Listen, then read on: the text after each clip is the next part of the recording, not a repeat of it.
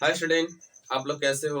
हम उम्मीद करते हैं कि आप लोग जहां पर भी होंगे बहुत अच्छे से और बहुत बढ़िया से, इसके साथ साथ आप लोग स्ट्रांग भी होंगे। चलिए स्टूडेंट, आज के वीडियो में हम डिस्कस करते हैं कक्षा 10 यूपी बोर्ड की रसायन विज्ञान के फर्स्ट चैप्टर के बारे में, जिसका नाम है रासायनिक अभिक्रिया और रासायनिक समीकरण। इसको पढ़ने से पहले स्टूडेंट एक चीज बता दे रहा हूँ आप लोग को कि जो रसायन विज्ञान होता है क्लास 10 यूपी बोर्ड में, वह 5 चैप्टर पढ़ने को मिलता है। कितना चैप्टर? 5 चैप्टर।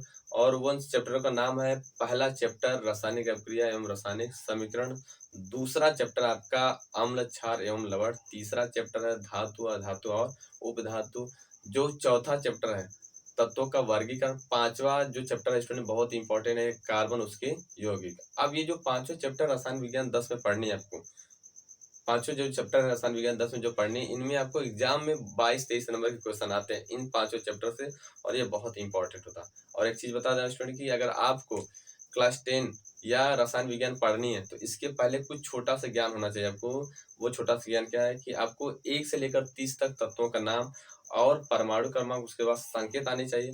दूसरा कंसेप्ट है कि आपको इलेक्ट्रॉनिक विन्यास आनी चाहिए। तीसरी कंसेप्ट है कि आपको थोड़ा सा आयन के बारे में ज्ञान होना चाहिए कि किस पर प्लस है किस पर माइनस, या कौन आयन देगा प्लस कौन देगा माइनस। अगर इतना आपको ज्ञान है तो आपको जो क्लास 10 केमिस्ट्री ना, एकदम उसको आप धुआं बना दोगे। क्या बना दोगे? धुआं। तो चलिए सबसे पहले हम ज्यादा टाइम वेस्ट ना करके अपने टॉपिक पे चलते हैं जहां पर हम लोग को पढ़ना है। तो आज के वीडियो में हम लोग को डिस्कस क्या करना था स्टूडेंट, फर्स्ट चैप्टर की कुछ कंसेप्ट के बारे में, यानी रसायन विज्ञान के फर्स्ट चैप्टर के कुछ कंसेप्ट के बारे में, जिसमें हम लोग डिस्कस क्या क्या करेंगे, रसायन विज्ञान की डिफिनेशन को, उसके बाद उसके जनक, और उसके बाद हम लोग रासायनिक अभिक्रिया जो फर्स्ट चैप्टर स्टार्टिंग है, रासायनिक अभिक्रिया एवं रासायनिक समीकरण, तो रासायनिक अभिक्रिया के बारे में डिस्कस करेंगे। उसके बाद रासायनिक अभिक्रिया के पार्ट के बारे में, क्लियर? ये बहुत इंपॉर्टेंट है। इसके बाद फिर हम लोग नेक्स्ट वीडियो में इसको आगे चलेंगे। तो सबसे पहले हम लोग दे रहे हैं यहाँ पर क्लास 10 यूपी बोर्ड केमिस्ट्री। तो अब यहाँ पर केमिस्ट्री जो है ना, वो क्या होता है, विज्ञान की शाखा होती है। पहले इसके बारे में डिस्कस करते हैं कि विज्ञान, रसायन विज्ञान किसे कहते हैं, केमिस्ट्री किसे कहते हैं। केमिस्ट्री विज्ञान की एक ऐसी शाखा है, क्या है, शाखा है, जिसके अंतर्गत स्टूडेंट हम लोग करना क्या है, कोई भी पदार्थ हो, ध्यान सुनिएगा बहुत इंपॉर्टेंट है, कोई भी पदार्थ, चाहे जो पदार्थ ले लीजिए, सपोज मान लीजिए मार्कर ही ले लीजिए, तो कोई पदार्थ हो उसके क्या करना है हमको, गुण के बारे में अध्ययन करना है। किसके बारे में? गुण के बारे में। दूसरा है परिवर्तन के बारे में, परिवर्तन के बारे में। तीसरा है संगठन के बारे में, संगठन के बारे में। चौथा है स्टूडेंट क्या है, संरचना के बारे में, संरचना के बारे में। ठीक, ध्यान सुनिएगा। रसायन विज्ञान, इंग्लिश में हम केमिस्ट्री बोलते हैं, रसायन विज्ञान विज्ञान की वह शाखा है जिसके अंतर्गत कोई भी पदार्थ हो उनके गुण के बारे में, परिवर्तन के बारे में, संगठन के बारे में और संरचना के बारे में अगर हम लोग अध्ययन करते हैं, क्या करते हैं, अध्ययन करते हैं, तो उसी को हम लोग क्या बोलते हैं, रसायन विज्ञान। क्या बोलते हैं? रसायन विज्ञान। क्लियर हुआ? चलिए अब एक चीज और है कि सर एग्जांपल देकर बताइए तो और बेटर आएगा रसायन विज्ञान समझ में। तो देखिए ध्यान से, हमने बोला ना कोई पदार्थ, सपोज मान लीजिए मार्कर है, क्या है, मार्कर। अब इसके पहली प्रॉपर्टी चेक करना, तो पहली प्रॉपर्टीज क्या है, गुण। इसका गुण क्या है कि ये लिखने का कार्य कर रहा है, क्यों लिख रहा है, कैसे लिख रहा है, इसके बारे में डिस्कस करें, समझो रसायन विज्ञान। दूसरी बात, इसके परिवर्तन। अब ये मार्कर अगर हम इसको खुला छोड़ रहे हैं या इसको कहीं रख दिए, तो इनके अंदर कौन सी चेंजिंग हो रही, सेल्फ कौन सी चेंजिंग हो रही, तो इससे हम लोग क्या बोलेंगे, इसको भी अगर वो चेंजिंग के बारे में अध्ययन करते हैं तो उससे हम किसमें अध्ययन करेंगे, रसायन विज्ञान। दूसरी बात, तीसरी इसकी जो है संगठन। संगठन मतलब ये जो मार्कर है इसको कौन कौन लगकर बनाए होंगे। अब देखते हैं कि इसको बनाने के लिए पहले कैप लगा होगा, इसके बाद ये पीछे से कवर लगा है, उसके बाद हम लोग इसकी रिफिल देखेंगे, फिर इंक देखेंगे, इंक में कौन कौन से केमिकल लगा है, उस केमिकल कौन कौन परमाणु बनाए, अणु बनाए, यौगिक बनाए। अगर इतना अध्ययन कर रहे हैं तो वो किसके अंतर्गत हो जाएगा, केमिस्ट्री के अंतर्गत। और नेक्स्ट संरचना क्या है, ये जो मार्कर बना है इसकी संरचना कैसे दिख रही है, रॉड लाइक है कि सिलेंड्रिकल, मतलब एक लंबा दिख रहा है कि गोलाकार दिख रहा है कि चपटा दिख रहा है। ये संरचना के बारे में अगर स्ट्रक्चर कर रहे हैं, अगर वो संरचना लंबाकार है गोलाकार है तो क्यों है, कैसे है, अगर ये डिस्कस करें तो वो किसके अंतर्गत आएगा, केमिस्ट्री। यानी कोई भी पदार्थ हो उनके गुण, परिवर्तन, संगठन और संरचना के बारे में अगर अध्ययन कर रहे हैं तो उसे हम लोग क्या बोलते हैं स्टूडेंट, रसायन विज्ञान। इनके जनक जो कौन है, सबसे इंपॉर्टेंट है, इनके जो जनक है ना स्टूडेंट, वो होते हैं एंटोनी लेवाइसियो कहा जाता है, एंटोनी लेवाइसियो को कहा जाता है। और इनके पितामह को हम लोग क्या करते हैं, इनके पितामह को हम लोग कहते हैं वर्जिलियस को। किसको कहते हैं, वर्जिलियस को। फिर से सुनिए, रसायन विज्ञान के जनक जो है एंटोनी लेवाइसियो कहा जाता है, एंटोनी लेवाइसियो को कहा जाता है। लेकिन रसायन विज्ञान के पितामह जो है उन्हें बर्जीलियस को कहा जाता है। क्लियर। चलिए, तो अब सबसे पहले हम लोग लिख दे रहे हैं स्टूडेंट, यहाँ पर इसको इरेज करके लिख दे रहे हैं कि सबसे पहले जो केमिस्ट्री का फर्स्ट चैप्टर है, यूपी बोर्ड के फर्स्ट चैप्टर का नाम है रासायनिक अभिक्रिया। यहाँ पर लिख दे रहा हूँ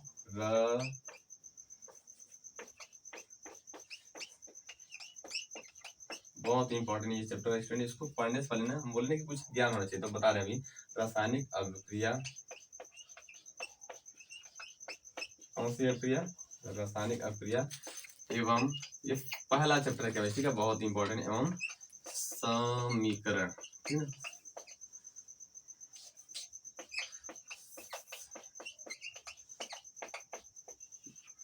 रासायनिक अभिक्रिया एवं समीकरण। अब देखिए स्टूडेंट, सबसे पहले हम लोग डिस्कस क्या करेंगे? रासायनिक अभिक्रिया के बारे में। इसके बारे में रासायनिक अभिक्रिया, ध्यान से देखिएगा, रासायनिक अभिक्रिया किसे कहते हैं? सबसे इंपॉर्टेंट बात है कि सर रासायनिक अभिक्रिया किसे कहते हैं, तो बोलेंगे वह प्रक्रिया जिसमें दो लोग को आपस में मिलाते हैं। जैसे एग्जांपल देख लो, हमने बोला ना कि वह प्रक्रिया जिसमें दो लोग को आपस में मिलाते हैं। क्लियर। दोनों को मिलाने के बाद अगर ये नया एक बन गया, एक नया बने, इनकी अगर प्रॉपर्टीज, इनकी क्वालिटी, इनकी गुण अगर जिनको लेकर मिलाए, जिनको लेकर बनाए, इनसे अगर भिन्न हो रहा है तो इसे हम बोलते हैं रासायनिक अभिक्रिया। एक बार ध्यान सुनिएगा, जब हम दो या दो से अधिक लोग को मिलाते हैं, मिला दिए, मिलाने के बाद जो नया बना, क्लियर, जो नया बन रहा है अगर इसकी क्वालिटी, इसकी प्रॉपर्टीज अगर दोनों से भिन्न है, इसे हम लोग क्या बोलते हैं? रासायनिक अभिक्रिया। अब इसको एग्जाम्पल के थ्रू देखते हैं। चलिए,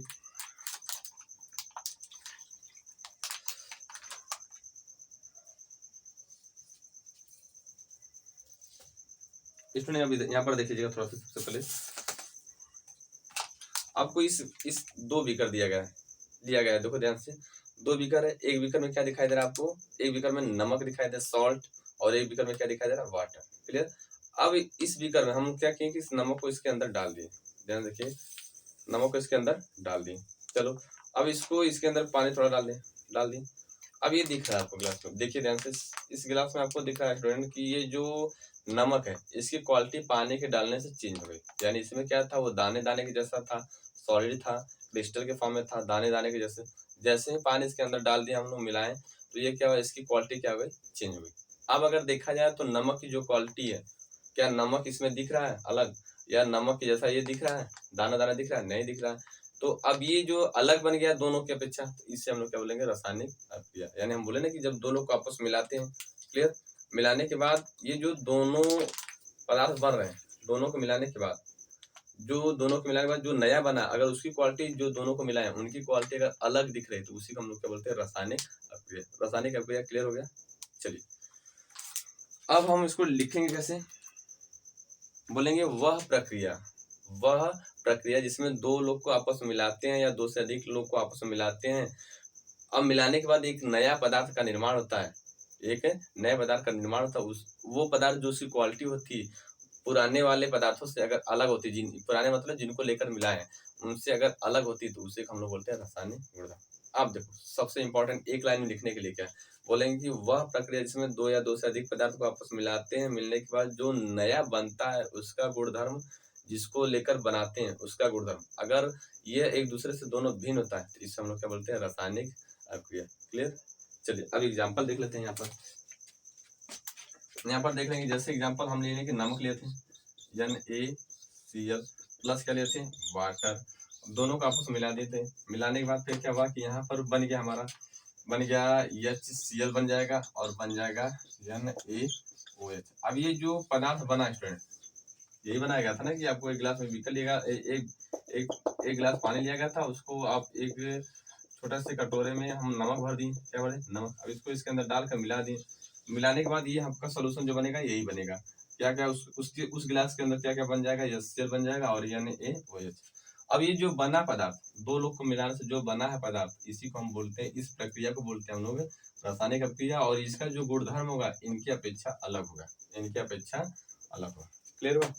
चलिए, ये तो हो गया रासायनिक अभिक्रिया। अब इसमें सबसे इंपॉर्टेंट है स्टूडेंट ना, इनके पार्ट, जो रासायनिक अभिक्रिया के भाग होते हैं, ये भी कई तरह से होते हैं। अब यहाँ पर सवाल, सर जी भाग क्या होता है? देखो भाग क्या होता है स्टूडेंट, बता देना कि रासायनिक अभिक्रिया करने में कितने लोग का यूज करते हैं, कितने लोग का प्रयोग करते हैं, जिसका प्रयोग करते हैं वही उनके अंतर्गत भाग के अंतर्गत आएगा। तो अब देखो हम दो लोग को मिलाए थे, एक नया बना था, तो अब दो लोग को मिला रहे हैं तो उसको क्या कहेंगे, जो नया बना है उसको क्या कहेंगे। अब ये दोनों आपस में घुल रहे हैं तो उसको घोलने के लिए किसका प्रयोग कर रहे हैं, ये सब तमाम प्रकार के उसको छोटे छोटे वर्ड आएंगे, छोटे छोटे वर्ड आएंगे। चलिए सबसे पहले हम यहाँ पे लिख दे रहे हैं हेडिंग रासायनिक अभिक्रिया के भाग। क्लियर, किसी कोई दिक्कत? यहाँ पर हेडिंग होगा नेक्स्ट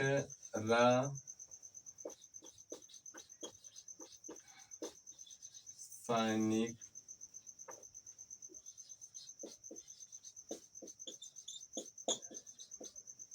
अभिक्रिया के भाग। ध्यान सुनिएगा, बहुत इंपॉर्टेंट है। अब ये रासायनिक अभिक्रिया के भाग, हमने बोला ना कि रासायनिक अभिक्रिया में करने में कितने लोग भाग लेते हैं, तो बहुत से भाग लेते हैं, वो 5 लोग होते हैं। कितने होते हैं? पहला होता है अभिकारक। क्या होता है? अभिकारक, ये बहुत इंपॉर्टेंट है शब्द, अभिकारक। दूसरा होता है अभिकर्मक। कौन होता है? अभिकर्मक। तीसरा होता है उत्पाद।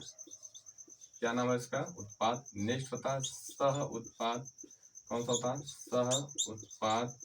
नेक्स्ट होता है उत्प्रेरक। उत्प्रेरक, ध्यान से देखिएगा। चलिए अब हम एक एक के बारे में डिस्कस करते हैं। सबसे पहले हम लोग किसके बारे में डिस्कस करेंगे? अभिकारक। तो यहाँ पर लिख रहा हूँ फर्स्ट करके अभिकारक। अभिकारक, सर अभिकारक क्या होता है बताइए जल्दी से। देखिए अभिकारक क्या होता है? अभिकारक क्या होता है स्टूडेंट, कि जब हम दो लोग को मिलाते हैं या कोई नया बना रहा है, उसको बनाने के लिए कितने लोग का यूज करते हैं, कितने लोग का यूज करते हैं, तो वही होता है अभिकारक। क्लियर हुआ?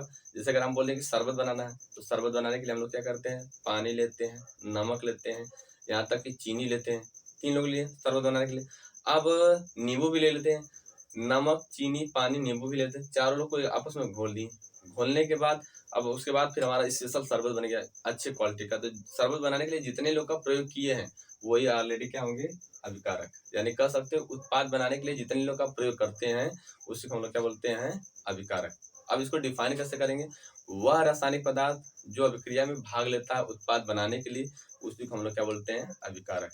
एक लाइन में बोल सकते हो, वह रासायनिक पदार्थ जो अभिक्रिया में भाग लेता हो, अभिक्रिया में भाग लेता हो, उसे हम बोलते हैं अभिकारक। क्लियर? चलिए अब एग्जाम्पल यहाँ पर दिखा देते हैं हम लोग।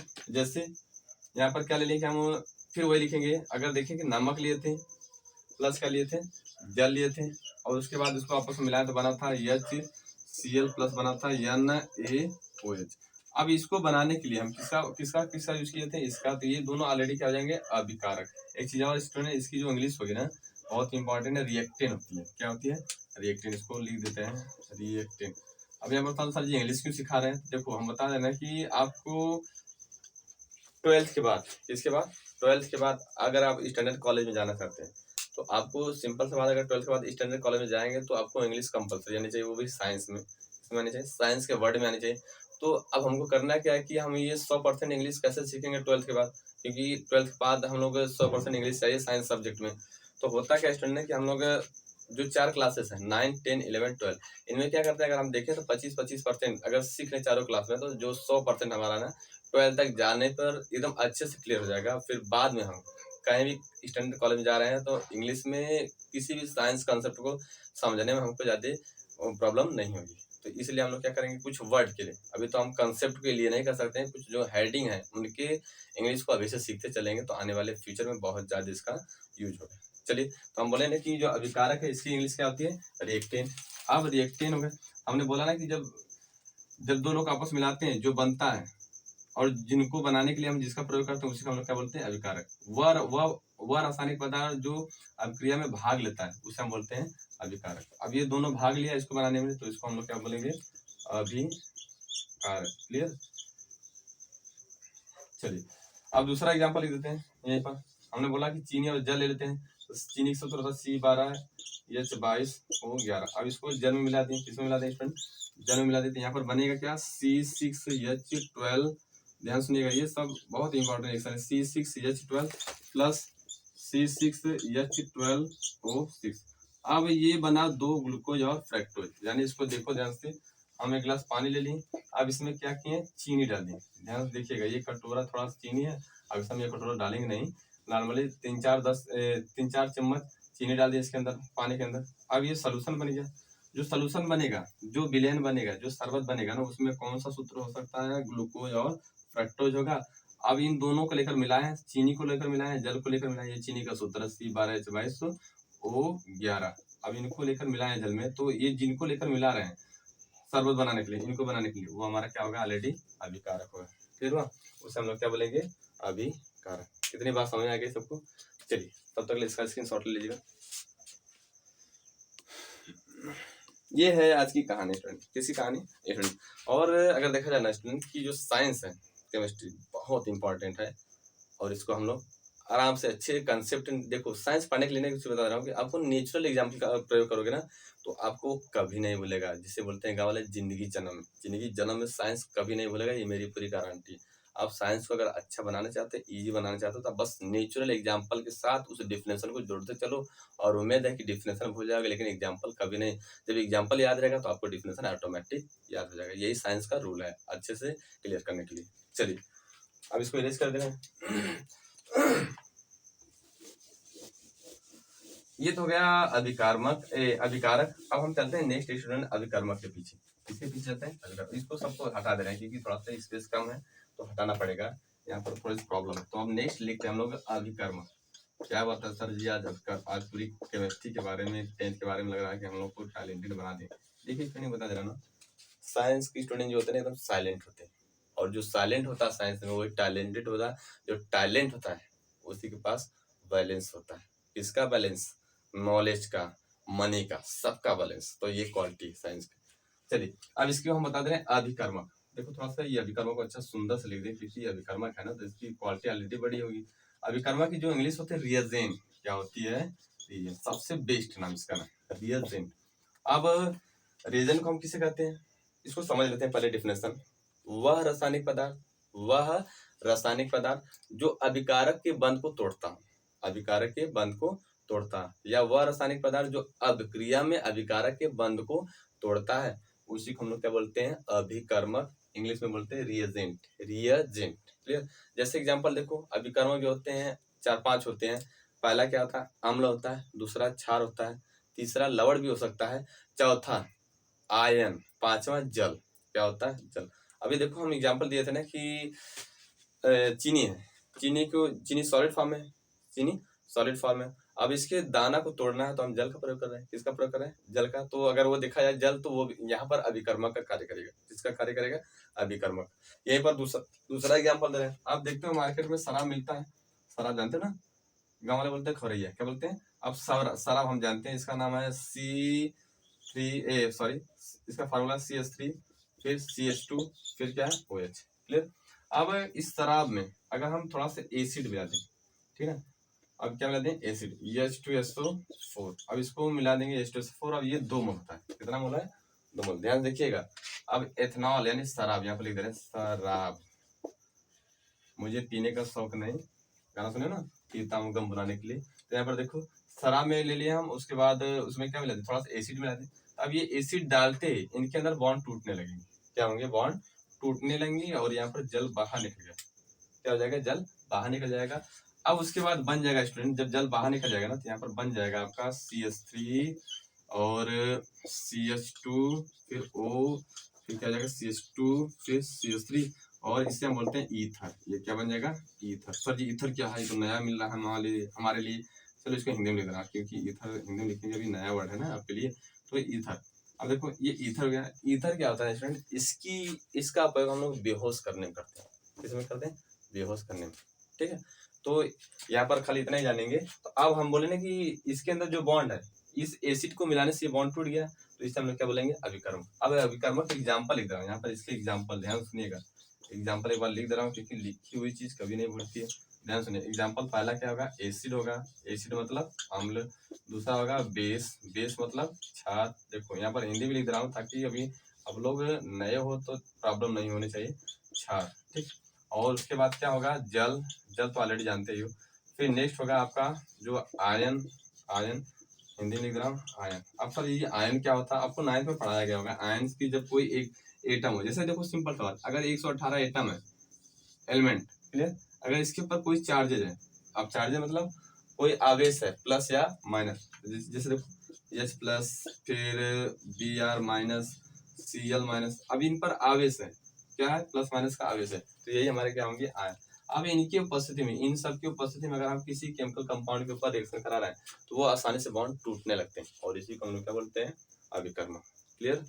अभिकर्मक किसे कहते हैं, वह रासायनिक पदार्थ जो अभिकारक के बंध को तोड़ते हैं रासायनिक प्रक्रिया में, उसी को हम लोग क्या बोलते हैं, अभिकर्मक। जैसे एग्जांपल क्या दिया गया, एसिड, अम्ल, मतलब इसको हम लोग बोलते हैं हिंदी में बेस, हिंदी में बोलते हैं क्षार, जल, फिर आयन, उसके बाद आयन जानते हो हिंदी में आयन नहीं होता इसका, और उसके बाद आयन एग्जांपल लिखेंगे कौन, जैसे किसी भी एटम पर माइनस या प्लस का चार्ज है उससे बोलते हैं हम लोग आयन।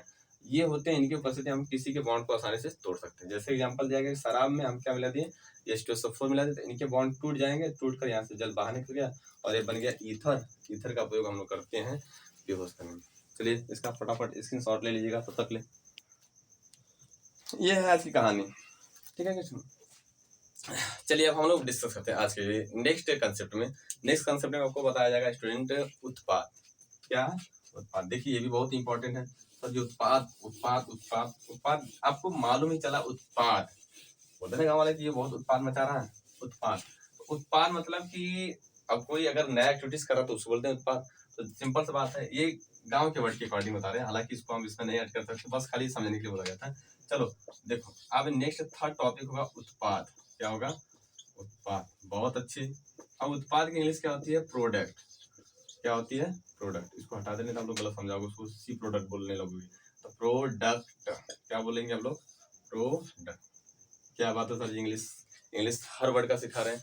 जी हाँ, इंग्लिश सीखने का हम लोग का कंपलसरी है आने वाले फ्यूचर के लिए। तो अगर हम हर चैप्टर में अगर 20-20 पॉइंट सीखेंगे तो हम जानते हैं कि 4-5 चैप्टर है तो कई वर्ड हम सीख चुकेंगे, ठीक है, तो ये जरूरी है। चलिए उत्पाद की इंग्लिश क्या होती है, देखो उत्पाद, इसको ध्यान से देखिएगा, ये लिखा क्या गया, उत्पाद।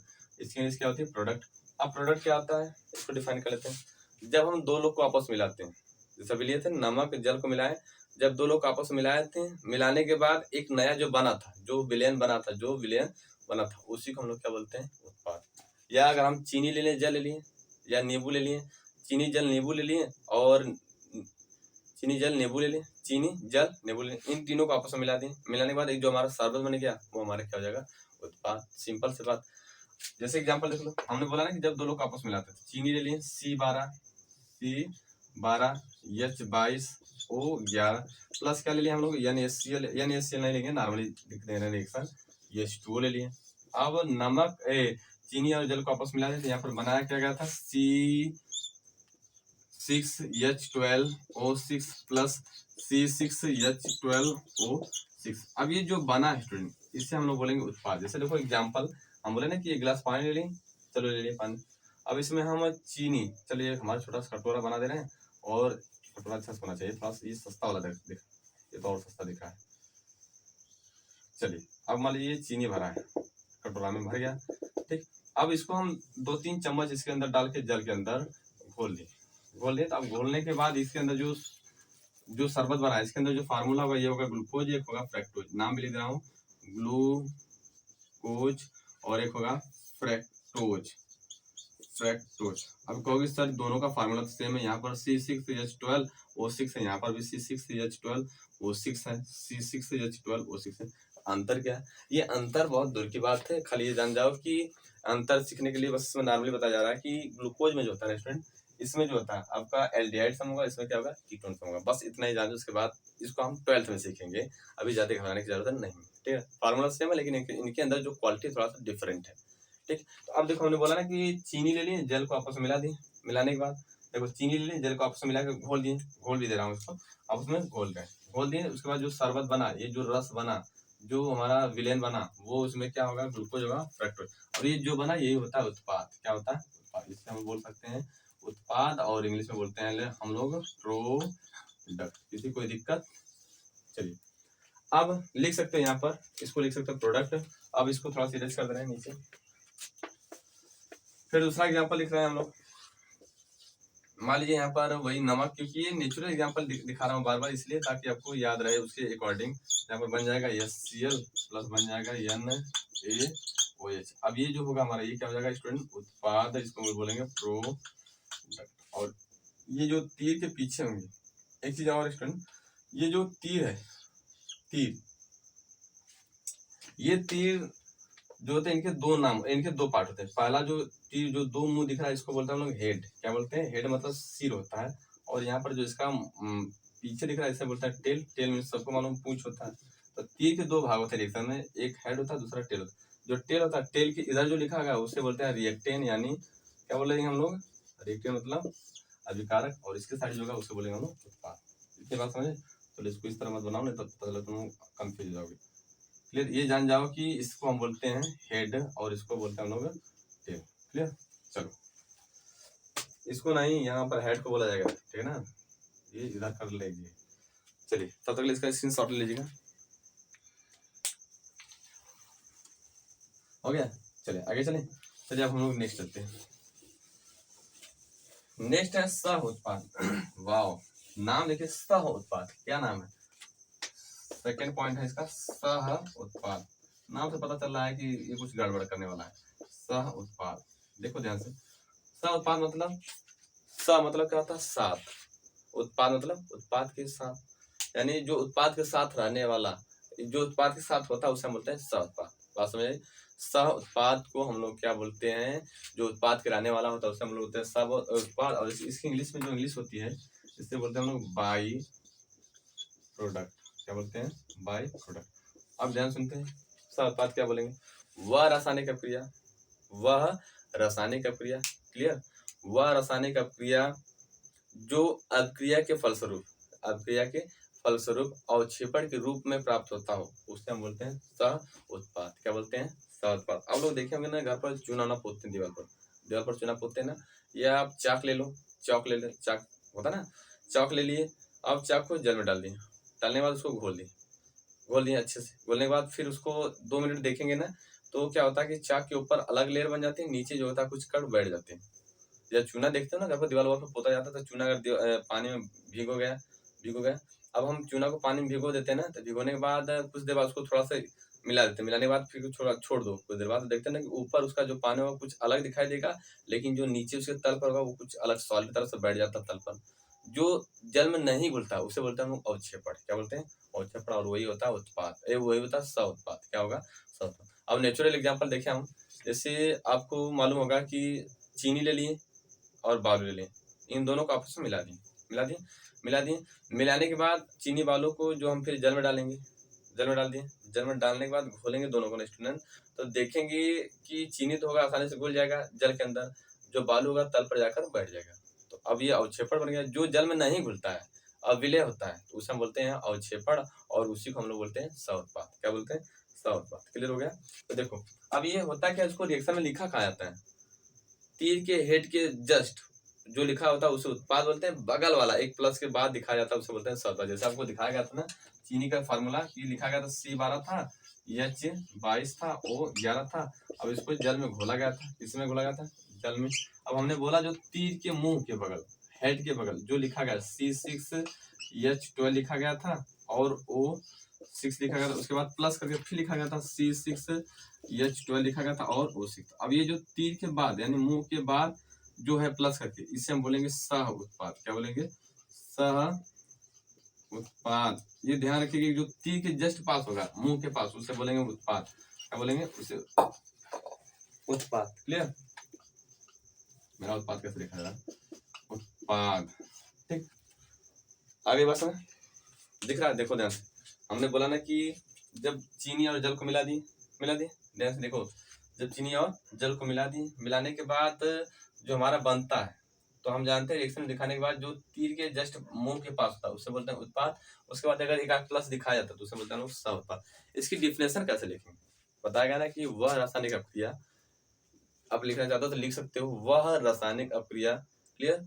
वह रासायनिक अभिक्रिया जो, सॉरी हम बोलेंगे सह उत्पाद के बारे में बोलना ना, तो बोलना कि वह रासायनिक पदार्थ, अभिक्रिया नहीं बोलेंगे, वह रासायनिक पदार्थ जो अभिक्रिया में, जो अभिक्रिया के फलस्वरूप अवक्षेपण के रूप में प्राप्त होता है उसे हम लोग बोलते हैं सह उत्पाद। ये था इसका डिफिनेशन। क्लियर? चलिए हम लोग चलते हैं स्टूडेंट नेक्स्ट टॉपिक पर। नेक्स्ट टॉपिक है आपका है उत्प्रेरक। क्या है? उत्प्रेरक बहुत इंपॉर्टेंट है। उत्प्रेरक चलो इसको लिख दे रहे हैं हम लोग। लास्ट पार्ट है उत्प्रेरक। अभिक्रिया के भाग का लास्ट पार्ट है उत्प्रेरक, जिसको इंग्लिश में बोलते हैं कैटालिस्ट। क्या नाम है? कैटालिस्ट। चलो देख लेते हैं। कैटालिस्ट क्या होता है ना, अगर देखा जाए स्टूडेंट तो गांव वाले बोलते हैं ना कि जैसे 3 लोग हैं, देखो ध्यान, देखो मान लीजिए 2 लोग 2 दोस्त थी, इनको समझ लेते हैं पहले कैटालिस्ट को। अगर नेचुरल एग्जाम्पल के थ्रू समझेंगे तो बहुत बेहतरीन समझ आएगा। हम बोले कि ये 2 व्यक्ति, इनके बीच में मतलब कि 2 व्यक्ति, इनके बीच में दोस्ती बहुत अच्छी सी, दोस्ती बहुत अच्छी सी, दोनों हरदम खाना पीना साथ में खाते रहते हैं, अच्छे से मतलब बात विचार करते हैं, एक दूसरे के साथ अच्छे से रहते हैं। लेकिन तीसरा व्यक्ति आ गया। अब ये तीसरा व्यक्ति आ गया, इनके बीच में दरार बना दिया, इनके बीच में झगड़ा लगा दिया। क्या लगा दिया? झगड़ा। अब झगड़ा लगा दे, देखते हैं ना कि इसे झगड़ा लगाने से इन दोनों के बीच में दरार हो गया। क्या हो गया? दरार हो गया। अब दरार हो गया तो ये जो झगड़ा लग रहा है यही कहलाता है केमिस्ट्री भाषा में उत्प्रेरक। क्या कहलाता है? उत्प्रेरक। और कुछ ऐसे भी होते हैं कि जो मान लीजिए ये दोनों विरोधी हैं, एक दूसरे में इनमें दुश्मनी है, कुछ तीसरा व्यक्ति आ गया, इनके बीच में प्रेम बना दिया, इनके बीच में दोस्ती बना दिया। तो जो दोस्ती बना रहा है, जो झगड़ा लगा रहा है, वो हमारा क्या कहलाता है केमिस्ट्री भाषा में? उत्प्रेरक। आर्य भाषा में क्लियर। चलिए अब हम लोग देखते हैं, अब ये इसको डिफाइन कैसे करेंगे। इसको देखो केमिस्ट्री भाषा में डिफाइन कैसे करना है कि बोलोगे कि वह रासायनिक पदार्थ, कौन सी? वह रासायनिक पदार्थ जो अभिकारक के गतिशीलता को, या वह रासायनिक पदार्थ जो अभिक्रिया में बोले ना कि 2 लोग हैं ये आपस में एक साथ रहते हैं, वह रासायनिक पदार्थ जो वह रासायनिक पदार्थ जो अभिक्रिया में अभिकारक की गतिशीलता को बढ़ा देता हो या तो घटा देता हो, उससे हम लोग क्या बोलते हैं? उत्प्रेरक। एक बार ध्यान सुनिएगा, वह रासायनिक पदार्थ जो अभिकारक को या अभिकारक के गतिशीलता को बढ़ा देता हो या घटा देता हो, उससे हम लोग क्या बोलते हैं? उत्प्रेरक। क्लियर? आ गया समझ में? चलिए एक बार और देख लेते हैं। वह रासायनिक पदार्थ जो अभिक्रिया में रासायनिक अभिक्रिया में अभिकारक की गतिशीलता को, इसको गतिशीलता को बढ़ा देता हो या तो घटा देता हो, उसी पदार्थ को हम लोग बोलते हैं उत्प्रेरक। और ये ध्यान सुनो, उत्प्रेरक का जो कार्य करता है, पीरियाडिक टेबल में जो डी ब्लॉक में एलिमेंट रखे गए हैं वही मैक्सिमम कार्य करते हैं उत्प्रेरक का, वही झगड़ा लगाते हैं और दोस्ती बनाते हैं। यानी 2 अभिकारक के बीच में या 2 से अधिक अभिकारक हैं, उनके बीच में दोस्ती को वही तोड़ते हैं और दोस्ती को वही जोड़ते हैं। क्लियर हो? आगे बस अब यहाँ पर पता जी डी ब्लॉक में तत्व कहाँ है, डी ब्लॉक में तत्व कहाँ है, तो आपको बता दे रहा हूँ। देखो ध्यान से, आपको मालूम ना कि 118 तत्व है। कितने तत्व है? 118 तत्व। अब इनको साइंटिस्टों ने, अब ये इसी चैप्टर में पढ़ने को मिलेगा, साइंटिस्टों ने 4 घर बनाया रहने के लिए। कितना घर बनाया? हालांकि खाली आउटलाइन डायग्राम दिखाया जा रहा है आपको, ये एग्जैक्ट पीरियोडिक टेबल नहीं बना रहे, ठीक है ना। इसमें ये नहीं करेंगे सर जी कि ऐसे नहीं है वैसे नहीं, तो हम कल आउटलाइन डायग्राम बना रहे हैं, ठीक है ना। आपको मालूम होगा कि ये 2, अब नीचे भी इस तरह कुछ कॉलम दिखाया गया होगा आपको, देख रहे हो कुछ? देखो ऐसा अगल बगल घर के, देखो। चलो अब ये जो होगा, यह पहला जो 2 कॉलम इसको हम बोलते हैं यस ब्लॉक, बीच में जो होता है डी ब्लॉक, उसके बाद ये जो होता है पी ब्लॉक, और नीचे जो हमारा क्या है? यह ब्लॉक। क्लियर? हमने बोला ना कि 118 तत्व तो खोजे गए हैं। अब इनको रहने के लिए इनको 4 ब्लॉक में बांटा गया है, वैज्ञानिकों ने 4 ब्लॉक में बांटा है। पहला वाला यस, दूसरा वाला पी, तीसरा वाला डी, चौथा वाला यफ। अब हमने बोला उत्प्रेरक कार्य करने वाला ये, इसमें से कुछ 1-2 करते हैं, इसमें से करते हैं ना, इसमें तो लगभग कोई नहीं करता हमको जहाँ तक पता। लेकिन डी ब्लॉक जो होते हैं, डी ब्लॉक के जितने एलिमेंट्स होते हैं ये उत्प्रेरक का गुण प्रदर्शित करते हैं, यही उत्प्रेरक के गुण को प्रदर्शित करते हैं। अब जैसे एग्जांपल देखोगे तब समझोगे। सर एग्जांपल बताइए। एग्जांपल देखोगे तब देखो। केमिस्ट्री को अगर पढ़ना है तो एग्जांपल, वो भी घरेलू, साथ में जो नॉलेज सहित है उनको देखना है। तो देखो हमने बोला कि एल्कीन ले लिया। सर जी एल्कीन क्या होता है? एल्कीन जब कार्बन कार्बन के बीच में डबल होगा बॉन्ड, उसे हम लोग बोलेंगे एल्कीन। अब ये बाद में सिखाया जाएगा लास्ट चैप्टर में, इसी चैप्टर में पढ़ना है, घबराने की जरूरत है नहीं। ये सब रिएक्शन, ये भी रिएक्शन पढ़ना होगा। अब यहाँ पर हम डी ब्लॉक का एक एलिमेंट ले लिए, यानी इसके अंतर्गत एक एलिमेंट आएगा जिसका नाम होगा निकल। आपको याद होगा तत्वों का नाम, इसका परमाणु क्रमांक होता है 28 होता है। अब निकल ले लिए, इसकी उपस्थिति में ये दोनों जो है ना, पहले ये तो नहीं था, तो ये बहुत स्लो क्रिया कर रहे थे। जैसे ही इसके पास, जैसे ही इन दोनों के बीच में मिला दिए, ये बहुत तेजी से क्रिया किए, और बहुत तेजी से क्रिया करने के बाद यहाँ पर बना लिए CH3 बना लिए, फिर CH3 बना लिए। यानी ये दोनों हाइड्रोजन, एक हाइड्रोजन यहाँ पर जुड़ गया और एक हाइड्रोजन यहाँ पर जुड़ गया, तो बन गया CH3। और इनके बीच में जब ये जुड़ेगा कब? जब ये बॉन्ड टूटेगा तब जुड़ेगा। तो अब 2 था, एक टूट गया तो बन गया यहाँ पर एल्कीन। अब जब कार्बन कार्बन के मध्य अगर एक बॉन्ड होगा तो एल्कीन, जब दोनों के मध्य 2 बॉन्ड होगा तो क्या बोलेंगे, एल्कीन। ये नॉर्मल जानते हो। ये तो हो गया पहला एग्जांपल। दूसरा एग्जांपल देखिए कि यहाँ पर क्या करना है, नाइट्रोजन ले लिए प्लस ले लेना हाइड्रोजन, क्या लेना है, हाइड्रोजन। अब यहाँ पर ले लिए N2 ले लिए, ध्यान सुनो, क्या लेंगे N2, किसी कोई दिक्कत नहीं हो रही। चलो अब यहाँ पर बन जाएगा स्टूडेंट 2NO3। अब ये बन गया अमोनिया। लेकिन ये होता किसके बीच में, मॉलिब्डेनम के प्रेजेंटेशन, यानी मॉलिब्डेनम ले लेंगे और नाइट्रोजन और हाइड्रोजन का आपस में मिलाएंगे तो बन जाएगा अमोनिया, और अमोनिया बन जाएगा। ये होता कैसे, क्योंकि ये बहुत स्लो गति करते हैं, बहुत स्लो रिएक्शन करते हैं, और ये जैसे ही मिलाते हैं तुरंत बहुत तेजी से क्रिया करते हैं, उसके बाद पानी बना देते हैं यहाँ पर अमोनिया। देखो जैसे अगर हम बोल रहे हैं कि इसका अगर यूज क्यों किया जाता है, अगर हम कह दें कि मान लीजिए आपके घर 10 लोग जुड़े हैं, मतलब 10 लेबर लगे हैं, काम कर रहे हैं, अब उनको शरबत चाहिए 1 घंटा में, कितना चाहिए, 1 घंटा। अब वो चीनी हम कह सकते हैं कि 10 नहीं, 10 तो बहुत जल्दी हो जाएगा, 100 लोग लगे हैं आपके घर लेबर काम करने के लिए। अब उनको शरबत बनाकर देना है 20 मिनट में, कितना देना है, 20 मिनट। अब चीनी घोला है 100 लोग के लिए, तो चीनी घोला है तो लगभग वो घुल रहा है 1 घंटा में, कितने घुला है, समझ रहे बात। आपके घर 100 लेबर लगे हैं काम करने के लिए, क्लियर। अब उनको शरबत चाहिए पीने के लिए, क्या चाहिए, शरबत चाहिए पीने के लिए, और वो भी 30 मिनट में, या कह सकते हैं 20 मिनट में। अब 20 मिनट में शरबत चाहिए पीने के लिए, तो आप कोई ऐसा यूज करो कि जो शरबत है वो 20 मिनट से पहले घुल जाए। आप घोल रहे हो 1 घंटे में, लेकिन उन लेबरों को चाहिए 20 मिनट में, तो आप किसी ऐसे केमिकल का प्रयोग करेंगे जो चीनी है तुरंत जल्दी से घुल जाए और लेबरों को हम अच्छे से खिला दें उनको, ठीक है। तो अब जिसका हम प्रयोग करेंगे जल्दी घोलने के लिए, उसी को हम लोग बोलते हैं केमिस्ट्री में उत्प्रेरक, क्या बोलते हैं, उत्प्रेरक। यही है आज की कहानी। तो आज हम लोग क्या सीखे स्टूडेंट, रसायन विज्ञान किसे कहते हैं, उनके डिफिनेशन, उसके बाद रसायन विज्ञान के जनक कौन है उनके, और रसायन विज्ञान के पिता कौन है उनके बारे में सीखे। उसके बाद रासायनिक अपक्रिया क्या होता है उसके बारे में सीखे। उसके साथ साथ हम लोग सीखे थे रासायनिक अपक्रिया के भाग। अब इसके नेक्स्ट वीडियो हम लोग सीखेंगे रासायनिक समीकरण के बारे में। चलिए तब तक के लिए हम लोग मिलते हैं next day. Thank you so very much. Clear.